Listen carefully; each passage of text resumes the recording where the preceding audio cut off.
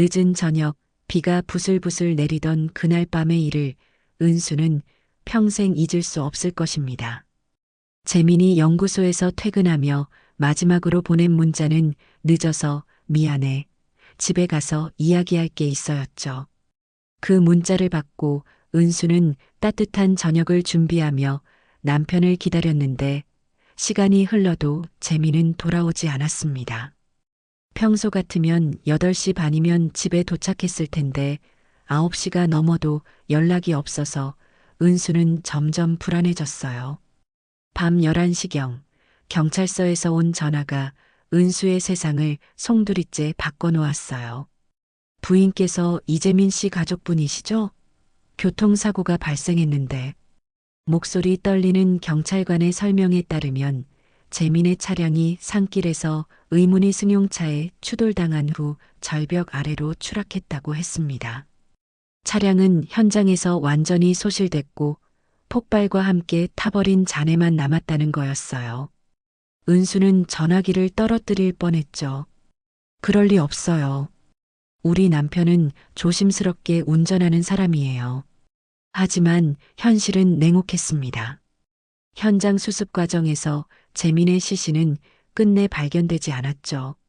너무 심하게 탄 차량 잔해 속에서 찾아낸 건 지문이 묻은 결혼 반지 하나뿐이었습니다. 그 반지를 손에 쥔 은수는 무너져 내렸어요. 믿고 싶지 않았지만 모든 정황이 재민의 죽음을 가리키고 있었거든요. 경찰은 차량의 손상 정도와 추락 높이를 고려할 때 생존 가능성이 희박하다고 판단했어요. 소방서에서도 며칠간 수색 작업을 벌였지만 계곡 물살이 워낙 빨라서 시신을 찾는 것은 불가능에 가까웠습니다. 실종 신고 후 2주가 지나도록 재민의 행방은 묘연했고 가족들과 지인들은 더 이상 기다릴 수 없다며 사망 추정 장례를 치르기로 결정했습니다. 재민의 어머니는 울음을 참으며 아들이 돌아올 때까지 기다리고 싶지만 이렇게라도 보내줘야 할 것 같다고 말씀하셨죠.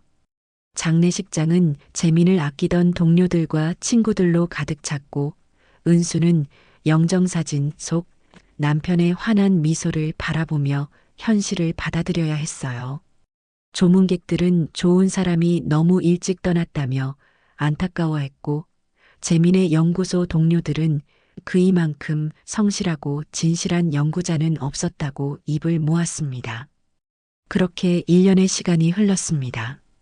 은수는 남편을 잃은 충격에서 벗어나기 위해 휴직했던 고등학교에 복직하기로 마음먹었어요. 집에만 있으면 자꾸 재민 생각이 나서 괴로웠거든요. 첫 출근 날 교무실 정리를 하던 중 서랍 깊숙한 곳에서 낡은 USB 하나를 발견했죠. 호기심에 컴퓨터에 꽂아보니 그 안에는 재민이 생전에 학교 대상으로 했던 공개 강연 영상이 들어 있었습니다. 2년 전 과학의 날 기념으로 초청받아왔던 그때의 기록이었어요. 과학자로서 가장 중요한 건 진실을 밝히는 것이라며 학생들에게 열정적으로 이야기하던 재민의 모습이 화면에 가득 찼어요. 은수는 참았던 눈물이 터져 나오는 걸 막을 수 없었습니다. 그때의 재민은 얼마나 당당하고 빛났던지 마치 어제 일처럼 생생했거든요. 진실은 때로 위험할 수 있지만 그것을 외면하는 순간 우리는 과학자로서의 양심을 잃게 됩니다. 영상 속 재민의 목소리가 교무실에 울려 퍼졌고 은수는 왜인지 모를 서늘함을 느꼈어요. 복직한 지 한 달이 지난 어느 오후 은수는 학교 근처 약국에 들렀다가 돌아오는 길이었습니다. 평소보다 일찍 끝난 수업 덕분에 여유로운 마음으로 걸어가던 중 버스 정류장 앞에서 멈춰 서게 되었죠. 저 멀리 서 있는 한 남자의 뒷모습이 눈에 들어왔거든요. 늦은 오후 햇살이 그의 어깨를 비추고 있었는데 그 실루엣이 묘하게 친숙했어요. 그 순간 은수의 심장이 멎는 것 같았습니다. 익숙한 어깨선, 머리카락이 자라는 방식, 그리고 한쪽 어깨가 살짝 기울어진 자세까지 모든 게 재민과 똑같았어요. 설마 하는 생각이 머릿속을 스쳤지만 이성적으로는 말이 안 되는 상황이었죠. 재민은 분명히 1년 전에 세상을 떠났으니까요. 하지만 그 남자가 입고 있던 회색 재킷도 바지 뒷주머니에 꽂힌 휴대폰의 위치도 심지어 서 있는 자세까지 모든 게 재민과 일치했어요. 하지만 마음은 그렇지 않았습니다.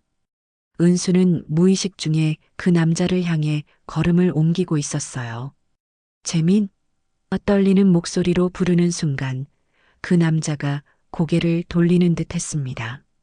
하지만 버스가 지나가면서 시야를 가렸고 차량이 지나간 후에는 이미 그 자리에 아무도 없었죠. 은수는 당황해서 버스 기사에게 물어보려 했지만 버스는 이미 멀어져 가고 있었어요. 은수는 황급히 주변을 둘러보며 그를 찾아 헤맸어요.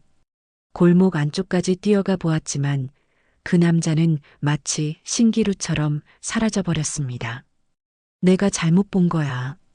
그럴 리가 없어. 스스로를 달래려 했지만 가슴 깊숙한 곳에서 올라오는 이상한 확신을 지울 수가 없었어요.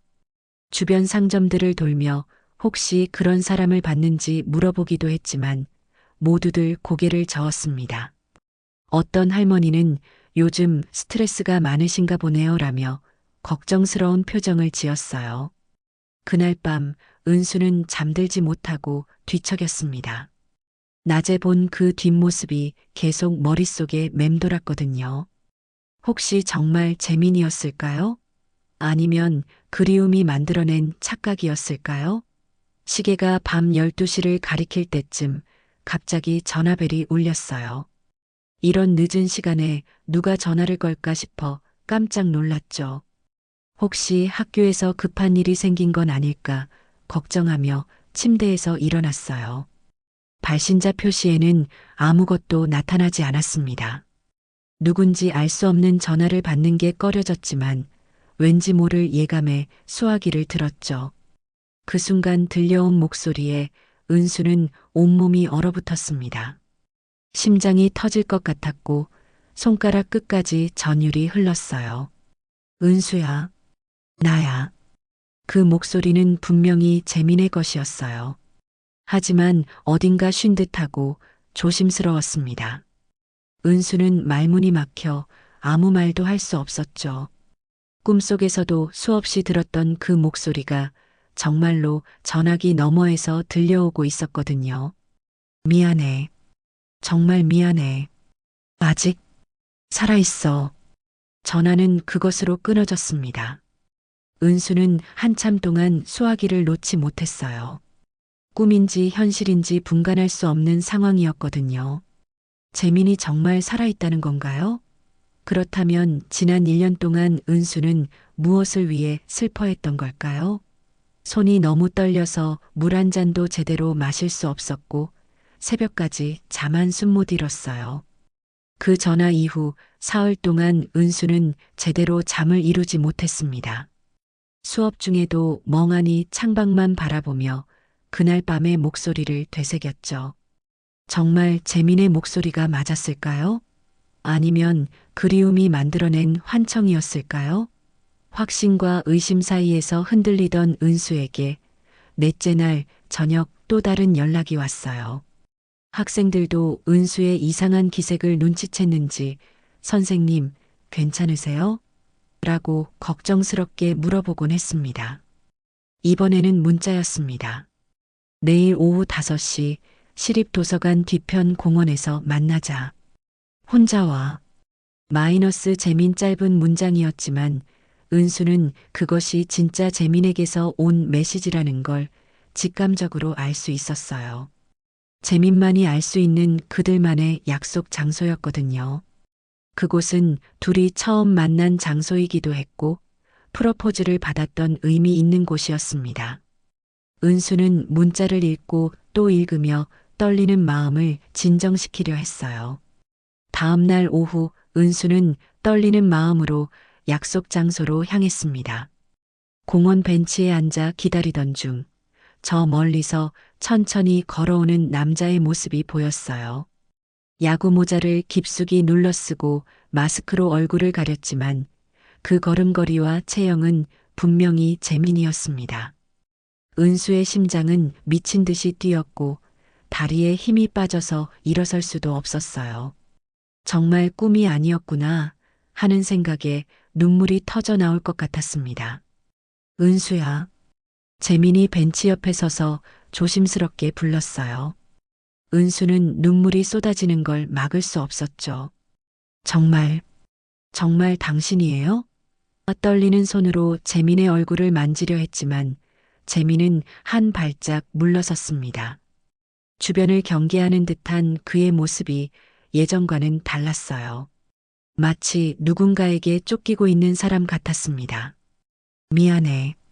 이렇게 만날 수밖에 없어서. 재민의 목소리에는 깊은 피로와 미안함이 배어 있었어요. 마스크를 살짝 내린 재민의 얼굴에는 1년 전보다 깊어진 주름과 상처가 있었습니다. 설명할 게 너무 많아. 하지만 여기서는 위험해.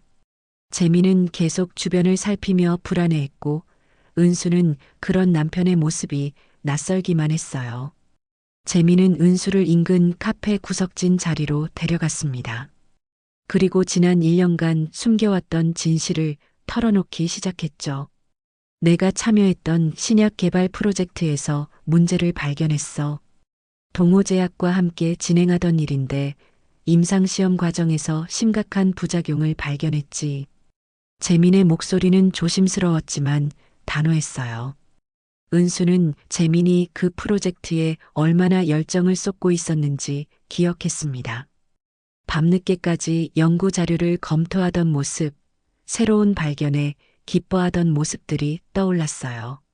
재민의 설명에 따르면 개발 중이던 신약에서 치명적인 부작용이 나타났는데도 동호제약 측에서는 이를 은폐하려 했다고 했어요.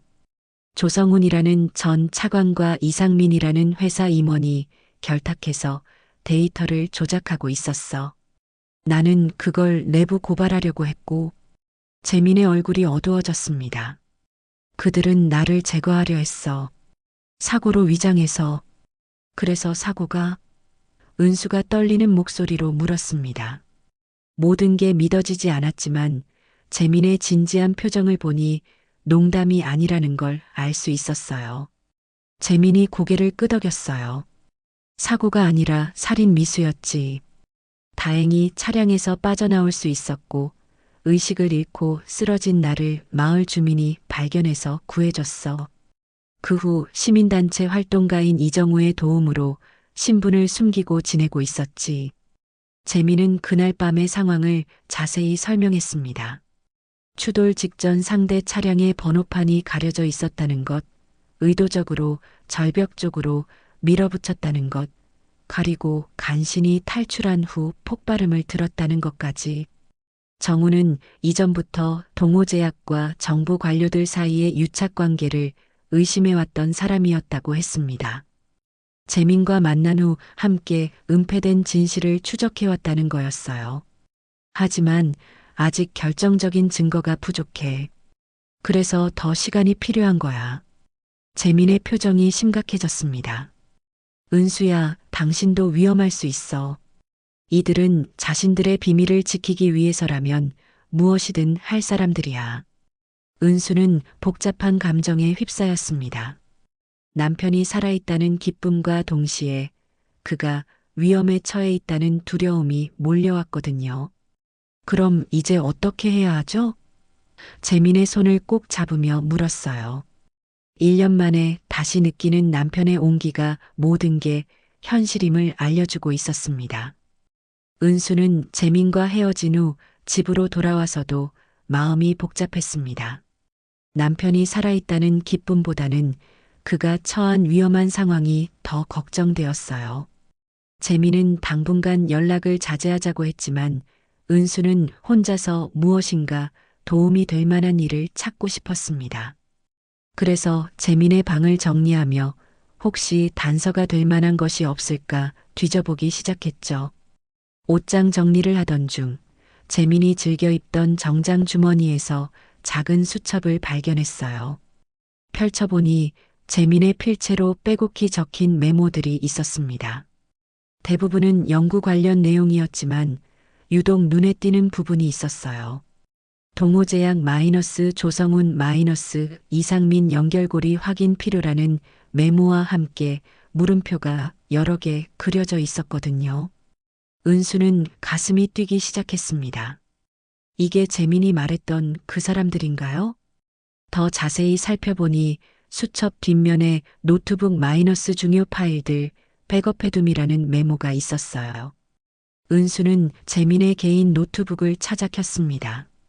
평소 재민은 업무용과 개인용 노트북을 따로 사용했는데 개인용에도 연구 관련 자료들을 백업해두곤 했거든요.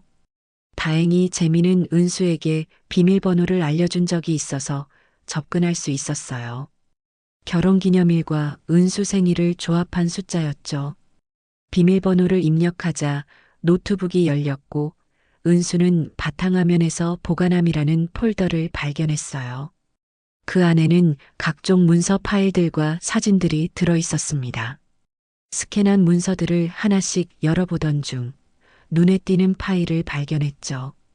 동호제약 창립 기념 행사 초청장이라는 제목의 스캔본이었어요. 날짜를 보니 재민이 사고를 당하기 한 달 전의 일이었습니다. 더 놀라운 건 그 다음에 있던 사진이었어요. 행사장에서 찍힌 단체 사진인데 그 안에 재민의 모습도 보였습니다. 하지만 은수의 시선을 끈 건 사진 중앙에 서 있는 3명의 남자였어요. 한 명은 정장 차림의 중년 남성이었고 다른 한 명은 회사 임원처럼 보이는 사람, 그리고 마지막 한 명은 관료 같은 분위기의 사람이었습니다. 사진 뒷면에는 재민의 필체로 조성훈 전 차관, 이상민 이사, 김 회장이라고 적혀 있었어요. 은수는 심장이 뛰는 걸 느꼈습니다. 이게 바로 재민이 말했던 그 사람들이구나. 사진을 자세히 들여다보니 세 사람이 서로 매우 친밀한 사이처럼 보였어요. 어깨에 손을 올리고 웃고 있는 모습이 단순한 비즈니스 관계를 넘어서는 것 같았습니다. 은수는 재민에게 이 사진을 보여줘야겠다고 생각하며 휴대폰으로 사진을 찍었어요. 그날 저녁 늦게 은수는 조심스럽게 재민에게 문자를 보냈습니다. 중요한 걸 찾았어요. 내일 만날 수 있을까요? 얼마 지나지 않아 답장이 왔어요. 위험하니까 문자로 전송해봐. 은수는 방금 찍은 사진을 전송했습니다. 10분 후 재민에게서 전화가 왔어요. 은수야, 이거 어디서 찾은 거야? 목소리에 흥분이 섞여 있었습니다. 당신 노트북에 있던 파일이에요. 이게 뭔가 중요한 건가요? 엄청나게 중요해. 이게 바로 저들이 서로 깊게 연관되어 있다는 결정적 실마리야. 재민의 목소리가 떨렸어요. 정우 형한테 당장 보여줘야겠어. 이 사진 하나로 많은 걸 증명할 수 있을 거야. 재민은 계속해서 설명했습니다. 정우 형의 정보원이 몰래 확보한 동호제약 내부 회의실 보안 녹화 영상이 있어. 그 영상에서 이상민이 조성훈으로부터 문서를 건네받는 장면이 나와. 그리고 실험 기록은 이걸로 덮으세요. 상부도 알 필요 없습니다라며 은폐를 지시받는 대화까지 녹화되어 있지. 은수는 놀라움을 감출 수 없었어요. 정말요? 그럼 이제 증거가 충분한 거 아니에요? 그 영상은 회의 직후 삭제됐어. 하지만 내부 엔지니어가 복구해서 외부로 전달한 거야. 그런데 이 사진까지 있으면 재민의 목소리가 희망적으로 바뀌었습니다. 은수야, 정말 고마워. 당신이 찾아준 이 사진이 우리가 찾던 마지막 퍼즐 조각일지도 몰라. 하지만 재민의 목소리에는 여전히 걱정이 묻어났어요. 그런데 은수야, 이제 정말 조심해야 해. 저들이 우리가 증거를 수집하고 있다는 걸 눈치챌 수도 있거든. 당분간은 평소처럼 생활하고 이상한 일이 생기면 즉시 연락해. 은수는 무서우면서도 뿌듯했습니다. 자신도 재민을 도울 수 있다는 사실이 기뻤지만 동시에 이 모든 상황이 얼마나 위험한지도 실감하게 되었거든요. 그날 밤 은수는 창문을 몇 번이나 확인하며 잠자리에 들었어요. 은수가 사진을 발견한 지 사흘이 지난 월요일 아침 학교에 출근한 은수는 평소와 다름없이 교무실에서 수업 준비를 하고 있었습니다.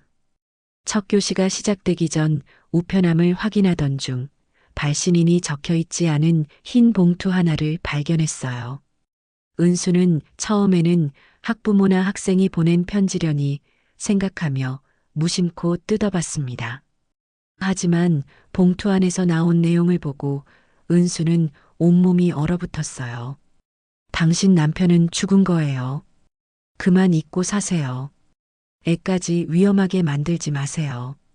컴퓨터로 인쇄한 듯한 차가운 글씨체였고 종이도 평범한 복사용지였습니다.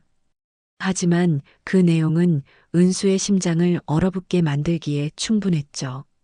특히 애까지 위험하게 만들지 마세요라는 부분에서 은수는 무릎이 떨렸어요.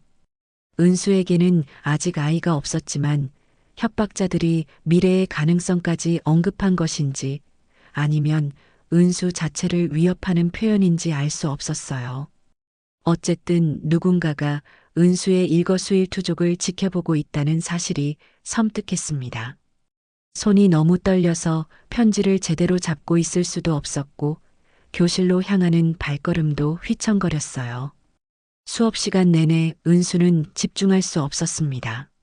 학생들에게 문제를 설명하면서도 자꾸만 교실 뒤편을 돌아보게 되었고 복도에서 들리는 발소리에도 민감하게 반응했어요.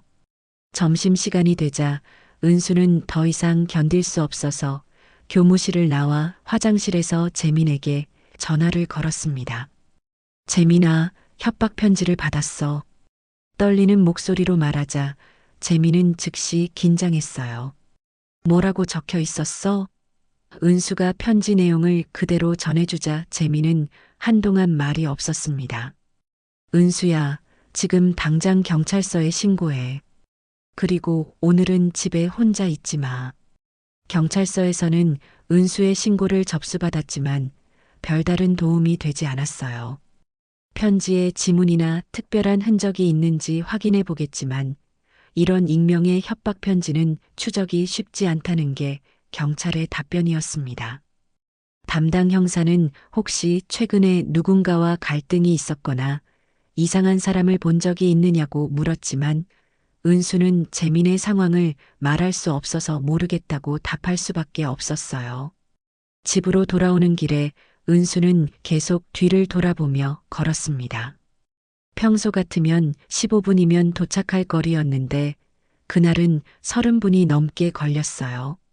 매번 골목을 돌 때마다 혹시 누군가 따라오는 건 아닌지 확인했고 아파트 엘리베이터를 탈 때도 다른 사람이 함께 타면 불안해했습니다. 저녁이 되어 재민에게서 연락이 왔어요. 은수야, 미안해. 내가 당신을 위험에 빠뜨린 것 같아. 재민의 목소리에는 깊은 죄책감이 묻어 있었습니다. 정우 형과 상의해 봤는데 저들이 우리 움직임을 눈치챈 것 같다고 해. 당분간은 더욱 조심해야겠어. 그럼 어떻게 해야 하죠? 이대로 계속 숨어서 지낼 건가요? 은수가 불안한 마음을 토로하자 재민은 한숨을 내쉬었어요. 지금이 가장 중요한 시기야. 정우 형이 추가 증거를 확보하고 있어. 조금만 더 버텨주면 모든 게 끝날 거야. 하지만 재민의 다음 말은 은수에게 더 큰 충격을 주었습니다. 은수야, 더 이상 당신을 곁에 둘 수 없을 것 같아. 너무 위험해. 재민의 목소리가 떨렸어요. 잠시 친정에라도 가 있어. 아니면 친구 집에라도. 안 돼요. 당신을 혼자 둘 수 없어요.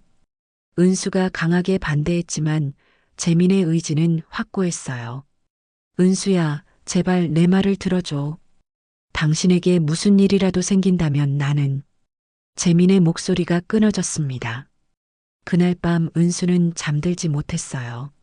창밖에서 들리는 모든 소리가 무섭게 느껴졌고 바람에 흔들리는 나뭇가지 그림자조차 누군가가 지켜보는 것 같았습니다. 새벽 3시쯤 되어서야 겨우 잠들었지만 악몽에 시달렸어요. 꿈속에서 정체불명의 사람들이 은수를 쫓아오고 있었고 재민은 아무리 불러도 나타나지 않았습니다. 다음 날 아침 출근 준비를 하던 은수는 다시 한번 재민의 말을 떠올렸어요. 잘 해결하고 꼭 가족의 품으로 돌아올게. 그 말 속에 담긴 재민의 각오를 느낄 수 있었습니다. 은수는 협박 편지를 가방에 넣고 학교로 향했어요. 무서웠지만 재민이 싸우고 있는 동안 자신만 숨어 있을 수는 없다고 생각했거든요. 하지만 마음 한편으로는 불안함이 계속 자라나고 있었습니다. 정말 이 모든 일이 잘 끝날 수 있을까요? 재민이 무사히 돌아올 수 있을까요? 은수는 교실로 향하면서도 복도 끝에서 누군가 자신을 지켜보고 있는 것 같은 시선을 느꼈어요. 재민과 정우는 협박편지 사건 이후 더욱 신중하게 움직이기 시작했습니다. 은수를 보호하기 위해서라도 빨리 결정적인 증거를 확보해야 했거든요. 정우의 조력자 중 한 명이었던 동호제약 외주 청소기사 박 씨가 중요한 정보를 가져왔어요. 회사 지하 금고실에 중요한 서류들이 보관되어 있다는 것이었습니다. 박 씨는 10여 년간 동호제약 건물을 청소해온 베테랑이었어요. 야간 청소 중에 우연히 목격한 일들을 정우에게 제보해왔던 사람이죠. 이상민 이사가 가끔 늦은 밤에 와서 지하 금고실에 들어가는 걸 봤어요. 그때마다 서류 뭉치를 들고 나오더라고요. 박 씨는 청소 중에 우연히 이상민의 수첩이 떨어진 걸 주워주다가 펼쳐진 페이지에서 숫자 조합을 봤다고 했습니다. 처음엔 그냥 전화번호인 줄 알았는데 나중에 보니 금고 비밀번호였더라고요. 이상민 이사가 깜빡하고 메모해둔 것 같았어요. 재민은 위험을 감수하고 직접 침입하기로 결정했어요. 정우는 만류했지만 재민의 의지는 확고했습니다. 내가 무엇을 찾아야 하는지 가장 잘 알아. 연구 관련 서류들은 내가 봐야 제대로 판단할 수 있어. 그들은 치밀한 계획을 세웠습니다. 박 씨가 야간 청소를 하는 동안 보안 시스템을 일시적으로 무력화시키고 재민이 금고에 침입하는 방식이었어요. 토요일 밤 11시 재민은 박 씨와 함께 동호제약 건물에 들어갔습니다. 주말이라 건물은 텅 비어 있었고 보안 요원도 1층 로비에서만 근무하고 있었어요. 박 씨는 평소처럼 청소를 시작했고 재민은 조심스럽게 지하로 내려갔습니다. 심장이 터질 것 같았지만 은수와 자신의 미래를 위해 꼭 필요한 일이었어요. 지하 금고실 앞에 도착한 재민은 박 씨가 알려준 비밀번호를 입력했습니다. 첫 번째 시도에서는 실패했지만 두 번째에서 금고문이 열렸어요. 안쪽은 생각보다 넓었고 여러 개의 금속 캐비닛이 일렬로 늘어서 있었습니다. 재민은 손전등을 켜고 하나씩 열어보기 시작했어요. 첫 번째 캐비닛에는 일반적인 회계 서류들이 들어 있었고 두 번째에는 인사 관련 문서들이 있었습니다. 하지만 세 번째 캐비닛을 열었을 때 재민의 눈이 번쩍 뜨였어요. 기밀 도장이 찍힌 파일들이 가득했거든요. 그 중에서도 신약 임상시험 결과 보고서라는 제목의 파일이 눈에 띄었습니다. 파일을 열어보니 재민이 찾던 바로 그 자료들이었어요. 원본 임상시험 결과에는 분명히 심각한 부작용들이 기록되어 있었는데 그 옆에 수정된 보고서가 함께 있었습니다. 수정본에서는 부작용 관련 내용들이 모두 삭제되거나 축소되어 있었어요. 더 충격적인 건 조성운의 직인이 찍힌 공문이었습니다. 상급 기관 보고 시 수정본 사용할 것이라는 지시가 명확히 적혀 있었거든요. 재민은 손이 떨렸지만 차분하게 모든 자료를 휴대폰 카메라로 촬영했습니다. 또한 중요한 서류들은 복사해서 가져가기로 했어요. 금고 안에는 작은 복사기도 있어서 몇 장의 핵심 문서들을 복사할 수 있었습니다. 특히 조성훈과 이상민이 주고받은 내부 메모들은 결정적인 증거가 될 것 같았어요. 하지만 그때 위층에서 발소리가 들렸습니다. 재민은 재빨리 복사를 마치고 금고를 닫았어요. 박 씨가 휴대폰으로 보안 요원이 순찰을 나왔다고 경고 문자를 보낸 것이었습니다. 재민은 서류들을 가방에 넣고 조심스럽게 계단을 올라갔어요. 다행히 보안 요원은 다른 층을 점검하고 있었고 재민은 무사히 건물을 빠져나올 수 있었습니다.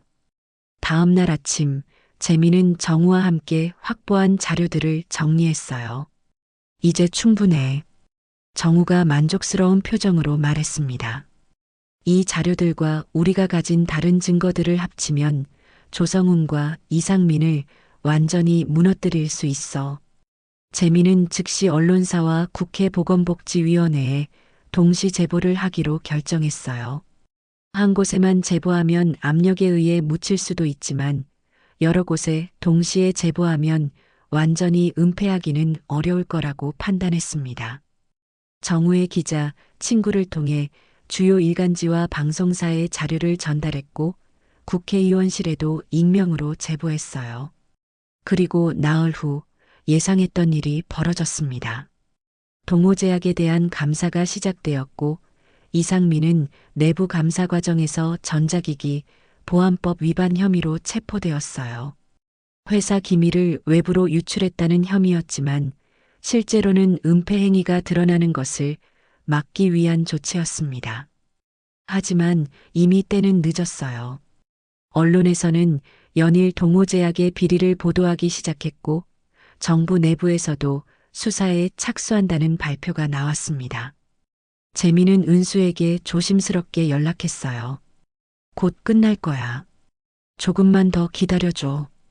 그의 목소리에는 안도감과 함께 피로가 묻어 있었습니다. 1년간의 긴 잠행이 드디어 끝나가고 있었거든요. 재민의 제보가 언론에 공개된 지 일주일 후 대한민국 전체가 충격에 휩싸였습니다. 오후 6시 뉴스 특보가 시작되었어요. 정부 산하 R&D 사업에서 치명적 부작용이 은폐된 사실이 드러났으며 관련 책임자 조성훈 전 차관이 긴급 체포됐습니다. 아나운서의 차분한 목소리가 온 나라에 울려 퍼졌죠. 은수는 교무실에서 그 뉴스를 보며 눈물을 흘렸어요. 드디어 재민의 길고 고단했던 싸움이 결실을 맺는 순간이었습니다. 뉴스는 계속 이어졌어요. 동호제약과 정부 관계자들이 신약 개발 과정에서 발생한 심각한 부작용을 조작하고 은폐한 정황이 포착됐습니다. 특히 조성훈 전 차관과 동호제약 이상민 이사가 주도적으로 관련 데이터를 조작한 것으로 밝혀졌는데 화면에는 조성훈이 수갑을 찬 채 검찰청으로 들어가는 모습이 방영되고 있었어요. 그의 얼굴은 1년 전 행사 사진에서 보던 당당한 모습과는 완전히 달랐습니다. 그 다음 날 재민은 마침내 자진 출두하기로 결정했어요. 1년간의 은신 생활을 끝내고 세상 앞에 당당히 나서는 순간이었죠. 검찰청 브리핑룸에는 수많은 기자들이 몰려 있었고 재민은 정우와 함께 그 자리에 섰습니다. 카메라 플래시가 터지는 가운데 재민은 떨리는 목소리로 입을 열었어요. 안녕하십니까? 저는 1년 전 교통사고로 사망한 것으로 알려진 연구원 이재민입니다. 기자회견장이 술렁였어요. 죽은 줄 알았던 사람이 살아서 나타난 것도 충격적이었지만 그가 털어놓는 진실은 더욱 놀라웠습니다. 저는 정부 지원 신약 개발 프로젝트에서 치명적인 부작용을 발견했고 이를 내부 고발하려다가 살해 위협을 받았습니다. 재민의 목소리가 점점 힘을 얻었어요. 조성훈, 이상민, 그리고 그들의 행위를 묵인한 정부 관계자들 마이너스 이 세 사람은 저를 세상에서 지우려 했습니다. 하지만 제 아내는 그 어떤 위협 속에서도 제 존재를 지켜줬습니다. 오늘 이 자리에서 저는 숨겨졌던 진실을 국민 앞에 바로잡고자 나왔습니다. 은수는 집에서 그 생중계를 지켜보며 울고 있었어요. 화면 속 재미는 야윈 얼굴이었지만 눈빛만큼은 1년 전보다 더욱 확고하고 당당했습니다. 진실을 위해 목숨을 걸고 싸워온 사람의 눈빛이었어요. 제가 가진 모든 증거 자료는 이미 관련 기관에 제출했습니다. 더 이상 은폐될 수 없는 진실입니다. 기자회견이 끝난 후 재민은 검찰 조사를 받기 위해 조사실로 향했어요. 하지만 이번에는 피의자가 아닌 참고인 자격이었습니다. 오히려 검찰은 재민을 보호해야 할 핵심 증인으로 대우했죠. 조사 과정에서 재민이 제출한 자료들은 모두 결정적인 증거로 채택되었고 조성훈과 이상민에 대한 구속영장이 신청되었어요. 며칠 후 또 다른 뉴스가 나왔습니다. 동호제약 비리 사건 관련하여 추가 체포자가 발생했습니다. 정부 부처 내 공무원 3명이 더 연루된 것으로 밝혀져 파문은 계속 확산되고 있었어요. 재민이 목숨을 걸고 지켜낸 진실이 마침내 세상의 빛을 보게 된 것입니다. 은수는 학교에서도 화제의 중심이 되었어요. 선생님, 남편분이 그 연구원이셨어요? 학생들이 신기한 듯 물었고 동료 교사들도 놀라워했습니다. 하지만 은수는 자랑스러웠어요. 남편이 얼마나 용기 있는 사람인지, 얼마나 올바른 길을 걸어왔는지 모든 사람들이 알게 된 것이었거든요. 일주일 후 재민은 모든 조사를 마치고 드디어 집으로 돌아올 수 있었습니다. 현관문을 여는 재민의 손이 떨렸어요. 1년 만에 돌아오는 집, 1년 만에 다시 만나는 아내였거든요. 은수는 그런 재민을 따뜻하게 안아주었습니다. 고생 많았어요. 정말 고생 많았어. 둘은 한참 동안 말없이 껴안고 있었어요. 저녁 뉴스에서는 후속 보도가 계속 이어졌습니다. 조성훈 전 차관과 이상민 이사는 특수 업무 방해 및 공문서 위조 혐의로 기소될 예정이며 동호제약은 전 제품 회수 및 R&D 사업 정지 처분을 받았습니다. 관련 부처는 국민 대상 사과문을 발표하였습니다. 마침내 정의가 실현되는 순간이었어요. 재민은 은수의 손을 꼭 잡으며 말했습니다. 이제 정말 끝났어. 우리가 이겼어. 그의 목소리에는 안도감과 함께 미래에 대한 희망이 담겨 있었어요. 긴 악몽 같았던 1년이 드디어 막을 내리고 새로운 시작을 할 수 있게 된 것입니다. 사건이 완전히 정리된 건 그로부터 6개월 후였습니다. 조성훈은 징역 3년을 선고받았고 이상민은 징역 2년에 집행유예 3년을 받았어요. 동호제약은 회사 해체 수순을 밟고 있었고 관련된 정부 공무원들도 모두 파면 처분을 받았습니다. 재민의 용기 있는 고발이 만들어낸 변화였죠. 하지만 정작 재민과 은수에게는 다른 것이 더 중요했어요. 서로를 다시 찾은 것, 그리고 앞으로 함께 만들어갈 새로운 삶이었습니다. 재민은 더 이상 연구소에서 일할 수 없었어요. 너무 많은 관심과 시선이 부담스러웠거든요. 대신 작은 대학에서 강의 제안이 들어왔고 재민은 그 제안을 받아들였습니다.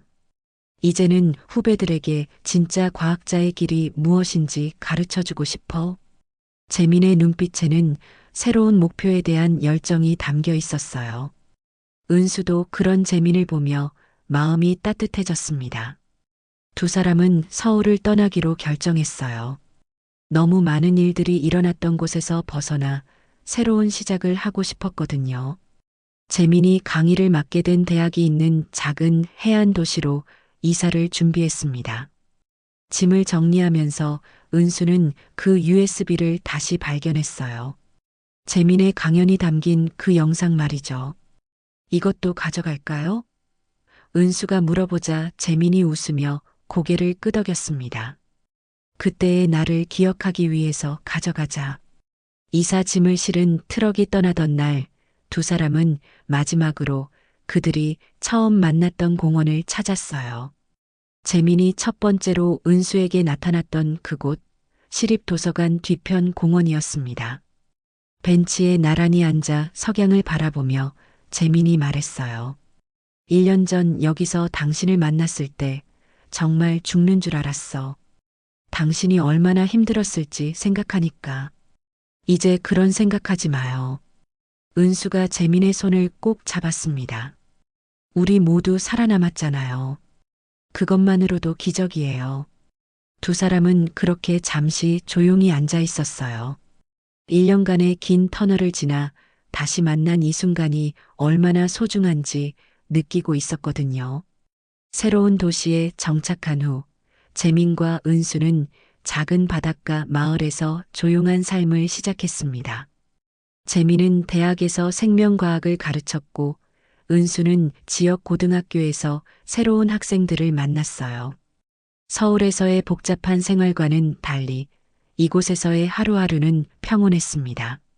매일 아침 바다를 보며 산책하고 저녁에는 함께 요리하며 대화를 나누었어요. 그리고 1년 후 놀라운 소식이 있었습니다. 은수가 임신한 것이었어요. 병원에서 확인을 받고 나온 두 사람은 바닷가에 앉아 기쁨을 나누었습니다. 우리 아이는 진실을 사랑하는 사람으로 키우자. 재민이 은수의 배를 쓰다듬으며 말했어요. 그리고 용기 있는 사람으로요. 은수가 대답했습니다. 아이가 태어난 건 봄이었어요. 건강한 아들이었고 두 사람은 그 아이의 이름을 진우라고 지었습니다. 진실의 진과 우리의 우를 합친 이름이었죠. 재민은 아이를 안고 바다를 보여주며 말했어요. 진우야, 아빠가 너에게 들려줄 이야기가 많이 있단다. 언젠가 내가 자라면 아빠가 어떻게 너와 엄마를 지켰는지 말해줄게. 어느 일요일 아침, 온 가족이 함께 식탁에 앉아 아침을 먹고 있었어요. 진우는 이제 돌이 지나 옹알이를 하며 숟가락을 휘두르고 있었고, 재민과 은수는 그런 아들을 보며 웃고 있었습니다. 창밖으로는 푸른 바다가 보였고 갈매기들이 자유롭게 날아다니고 있었어요. 이젠 우리 이름으로 살아가자. 은수가 밥을 차리며 말했습니다. 더 이상 숨을 필요도 두려워할 필요도 없는 삶이었거든요. 재민이 고개를 끄덕이며 대답했어요. 그래, 당당하게 우리 이름으로. 식탁 위에는 따뜻한 미역국과 갓 구운 생선, 그리고 은수가 정성스럽게 담근 김치가 놓여 있었어요. 평범하지만 소중한 일상이었습니다. 진우가 옹알이를 하며 손을 뻗자 재민이 아들의 작은 손을 잡아주었어요. 우리 진우도 아빠 엄마처럼 올바른 사람이 되렴. 그때 라디오에서 뉴스가 흘러나왔어요. 동호제약 사건 이후 정부의 R&D 사업 관리 감독이 대폭 강화됐습니다. 시민 감시단도 구성되어 투명성을 높이고 있는데 재민과 은수는 서로를 바라보며 미소를 지었어요. 그들의 싸움이 만들어낸 변화가 계속 이어지고 있었거든요. 우리가 해냈네요. 은수가 조용히 말했습니다. 정말 우리가 해냈어. 재민이 대답했어요. 그리고 두 사람은 다시 아침 식사에 집중했습니다. 오늘도 평범하고 소중한 하루가 시작되고 있었거든요. 진실을 지켜낸 사람들의 새로운 삶이 조용히, 그러나 확실하게 흘러가고 있었습니다.